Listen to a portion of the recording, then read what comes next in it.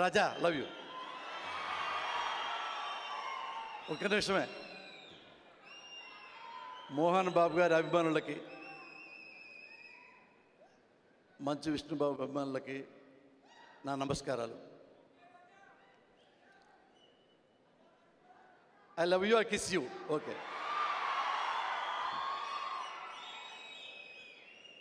Telugu cinema రంగంలో ఏమాత్రం luck లేని మనిషి ఒకే ఒక్కడు మోహన్ బాబు గారు. నేను చిన్నప్పటి నుంచి మోహన్ బాబు గారిని అబ్జర్వ్ చేస్తూ ఉన్నా.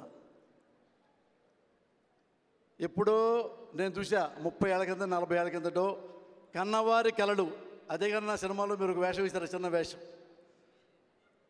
చిన్న చిన్న వేషాలు వేసి డ్రిల్ మాస్టర్గా పనిచేసి పర్సనాలిటీతో, క్యారెక్టర్తో, కంటెంట్తో, కన్విక్షన్తో సినిమా ఇండస్ట్రీకి వస్తే చెప్తూ ఉంటారు అప్పుడప్పుడు మోహన్ బాబు గారు, వాళ్ళు మనకు హెల్ప్ చేశారు, వీళ్ళు మనకు హెల్ప్ చేశారని.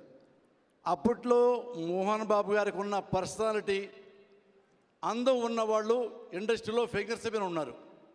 ఎన్టీ రామారావు అలాంటి వాళ్ళు తప్ప. అంత ఫిజిక్ పెట్టుకొని, అంత వాచకం పెట్టుకొని, అంత స్టెబిలిటీ పెట్టుకొని, అంత స్టాండర్డ్ పెట్టుకొని చిన్న చిన్న వేషాలు వేసుకుంటూ ఈ స్థాయికి వచ్చాడు. ఎన్ని దెబ్బలు తిన్నారో, ఎన్నిసార్లు పడ్డాడో, ఎన్నిసార్లు లేచాడో, ఎన్నిసార్లు లాభపడ్డాడో, ఎన్నిసార్లు నష్టపోయాడో, ఎన్ని కోట్లు అప్పుల పాలయ్యాడో అది మోహన్ బాబు గారికి మాత్రమే తెలుసు. ఈ వెనక మొత్తం అయినా ఎందుకు పెద్ద పొజిషన్లో ఉన్నాడంటే లక్ మాత్రం 1% లేదు. ఆయనకున్న ధైర్యం, దమ్ము, క్రమశిక్షణ, మనోనిగ్రహం, సహనం, అబవ్ ఆల్ దేవుడు ఆశీస్సులు.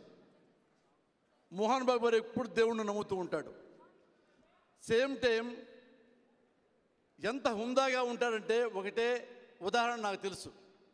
ఒకప్పుడు మోహన్ బాబు గారి స్కూల్లో గొడవ జరిగింది. ఆ గొడవలో మంచు విష్ణుబాబుకి వేరే కుర్రాడి గొడవ జరిగింది.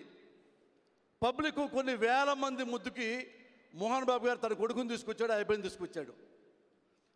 అందరూ మోహన్ బాబు గారు కొడుకు తప్పేం లేదని నాకు కూడా తెలుసు, తప్పు చేసింది పక్కవాడని తెలుసు.